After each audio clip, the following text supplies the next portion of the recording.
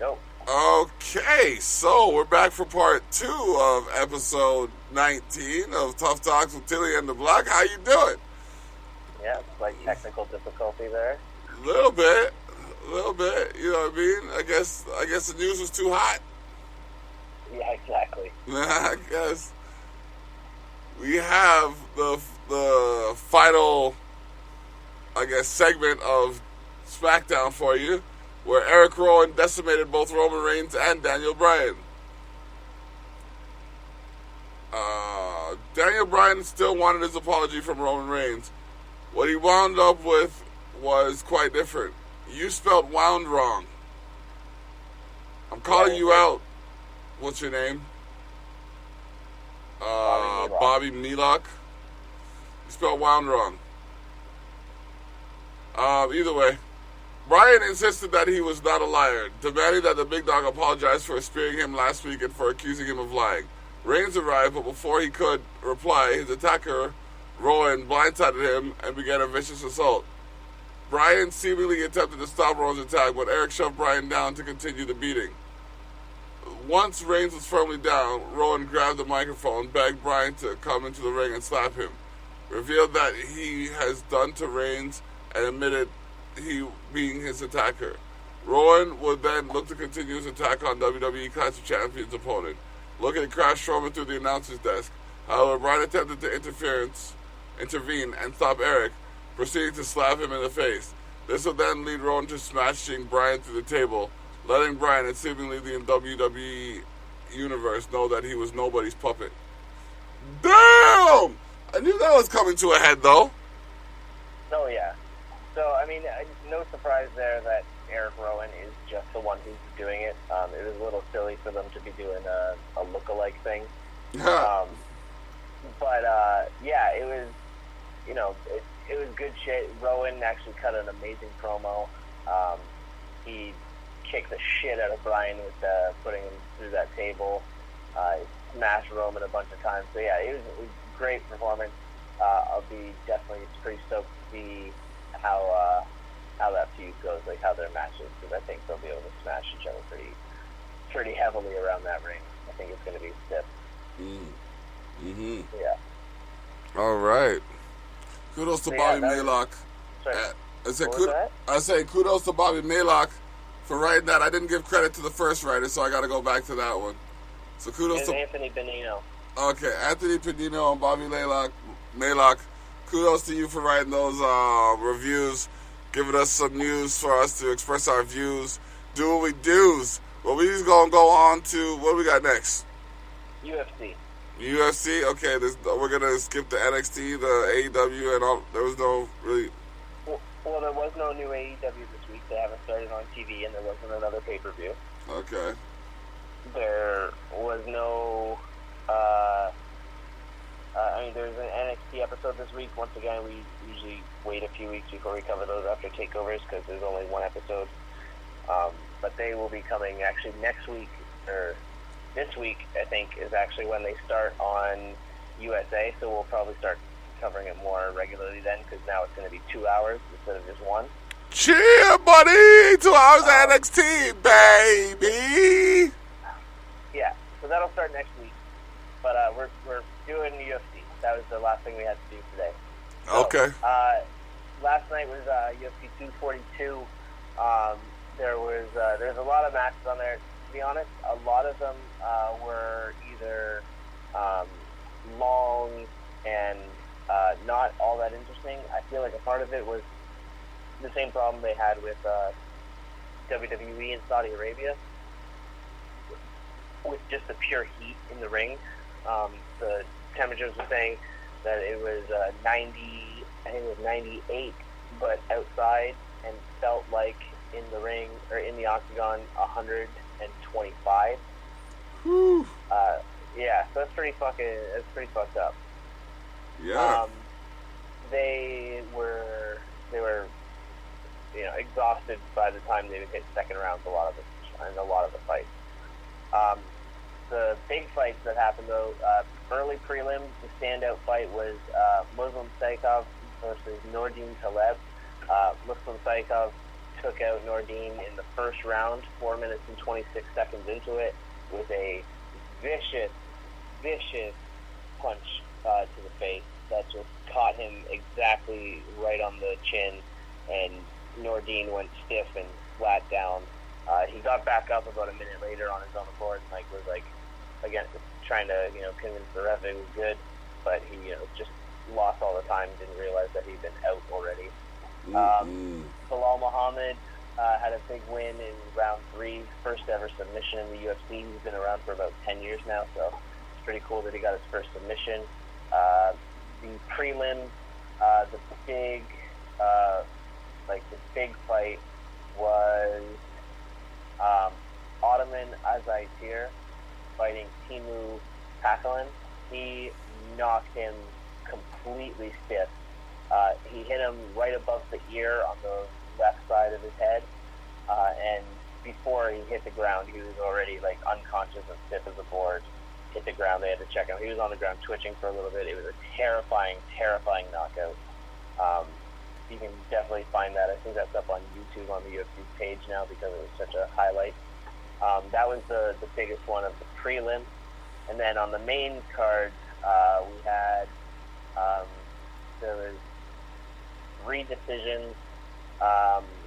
Carlos Diego Ferreira won against Marbek Kazimov by decision. Curtis Blades knocked out Shamil Abdurakhimov, which is a crazy last name, and I'm glad he lost because now I don't have to remember it.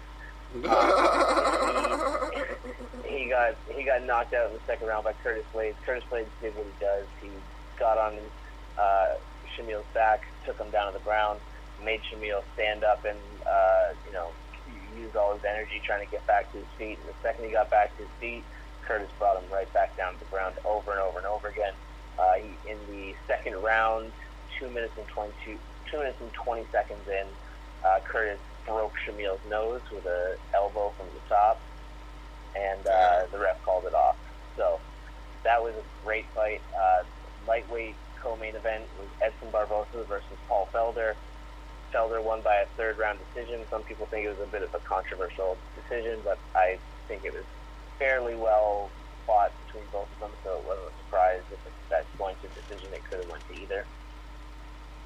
And then the big fight that people were waiting for was Khabib Nurmagomedov making his return after a year off following the Conor McGregor fight in October of last year. He came to fight the interim champion Dustin Poirier to unify, and Khabib is now 28 wins and 0 losses in mixed martial arts. I need somebody to beat him soon. My prediction so far is that I think Tony Ferguson versus Khabib Nurmagomedov is the next lightweight title fight. Hopefully in December around New Year's, if not January or February. I think Tony Ferguson right now is the person who I can really see taking Khabib down. So hopefully that happens, and that fight would be amazing. The other big UFC news was announced for. One second here. Announced for an upcoming UFC event at Madison Square Garden. The main event for UFC 244, Saturday, November 2nd in Madison Square Garden, will be Jorge Masvidal, Gamebred, versus Nate Diaz, for what they're promoting as the Bad Motherfucker title. So that's going to be a fucking crazy fight. That same night, we get Derek Lewis versus Blue Boy Ivanov. Great fight. We also have Corey Anderson versus Johnny Walker. That's going to be a crazy fight. Johnny Walker is a spectacular up-and-coming prospect. He's 17-3. His last, I think his last 3 or 4 fights have all been first-round knockouts. So his last fight, he fought March 2nd of this year against Misha Serkonov, and he won by KO in 36 seconds flat. In February, so literally 1 month before, 1 month to the day before, in fact, February 2nd, he fought Justin Leddit. He knocked Justin Leddit out in 15 seconds flat. The fight before that was only 4 months prior, in November of 2018, and he won that fight by KO in 1 minute and 57 seconds. So you're saying he's got that knockout power? Yeah, those are his last 4 fights. Those are all of his UFC fights. He has spent less than 5 minutes in the octagon in the UFC across 4 fights. Madness. Yeah, he's a madman. I'm hoping to see him fight 2 or 3 more people, and then fight John Jones sometime next year or the year after that for the title, if John Jones doesn't lose the title before then. Right on. Yeah, that's about it. We have the only other thing to note is that this upcoming Saturday there is a UFC Fight Night 158. That's at Rogers Arena in Edmonton, and the main event is Donald Cowboy Cerrone. Versus Justin Gaethje. When we talked about this, when it was announced, I still have the same exact prediction for that fight. All 3 people in the octagon, Justin Gaethje, Donald Cerrone, and the referee, all of them are going to die. That octagon. So that's going to be a fucked up fight, and that is this Saturday. It's 8 p.m. Eastern for the main card. So not a late night, but not early like yesterday's. Yesterday's UFC was on at 2 p.m. Eastern, which was insane. Wow. Yeah. That's crazy. All right. It was nuts. It was absolutely nuts. But yeah, that's all the UFC stuff. Mixed martial arts. Next week we'll talk about the Bellator event that was on Saturday. I had a wedding last night that I went to, so there was no way I was going to be able to watch the Bellator event and UFC before the podcast. But I have it downloaded, so I'll be watching Bellator after this. All right, bet.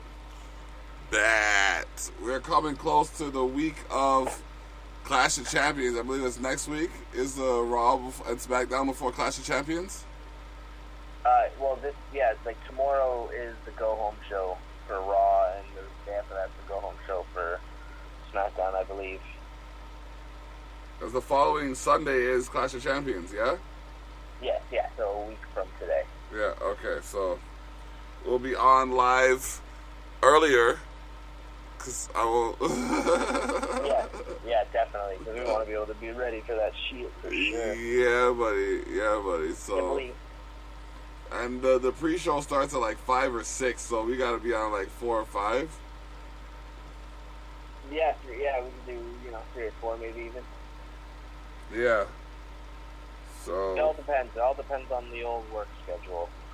yeah, I'm telling you, like the sleep schedule for me. Both. Yeah, man. Yeah, absolutely. All right. Well, I got a lot of work to do this week. I got 3 more podcasts. One by the name of Candid Conversations. That happens on Wednesdays at 6 p.m. Then we got Hardline with Interp and The Block. That happens on Fridays at 6 p.m. And then I got the Tyrell Effect, which happens Mondays it's Saturdays. It's definitely Saturdays.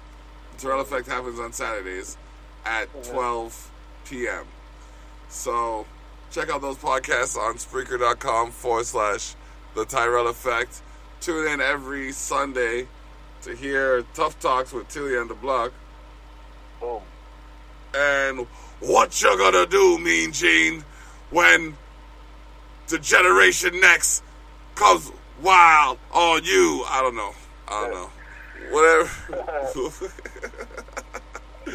Oh, man, I watch too much wrestling. It is what it is, and we'll be who we be. Tune in next week for the 1, 2, 3. Yes.